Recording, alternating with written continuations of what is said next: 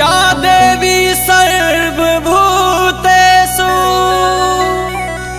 शक्तिरूपेण संस्थिता नमस्तस्यै नमस्तस्यै नमस्तस्यै नमो नमः। प्रेम से बाजू दुर्गा महारानी की।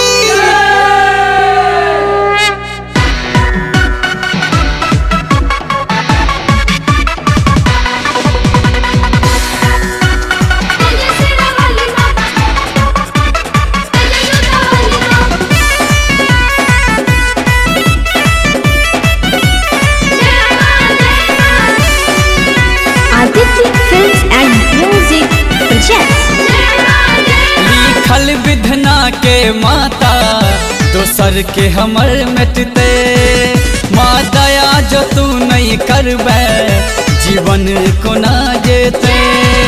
हम शरण चरण में श्यामा छिकाली महारानी हम शरण चरण में श्यामा छिकाली महारानी।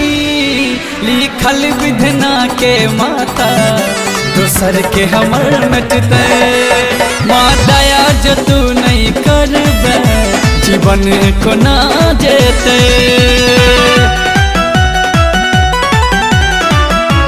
Aditya films and music.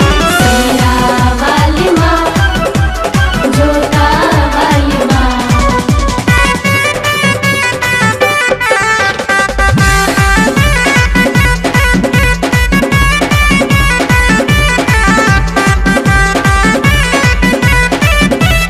बैसल दरभंगा में दुनिया के चलाबै छै राहत में काटा दानव संघारै छै।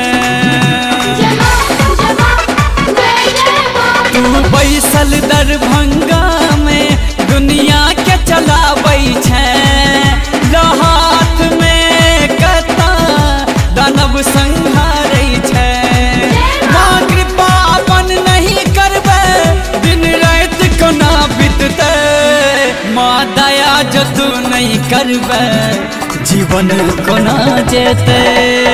लिखल विधना के माता दोसर के हमर मिटते।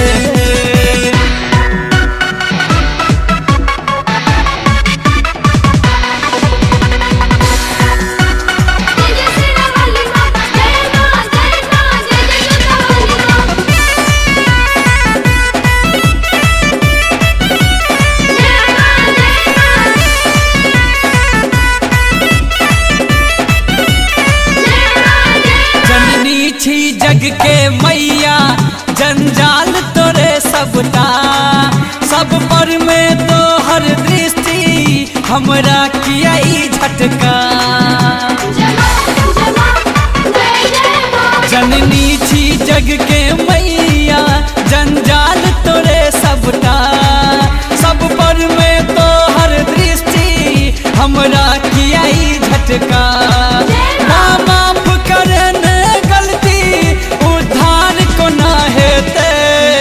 माँ दया जो तू नहीं करबे जीवन को ना जेते।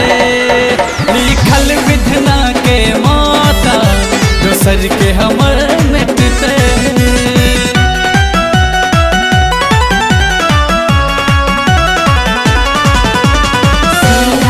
वाली माँ जोता वाली माँ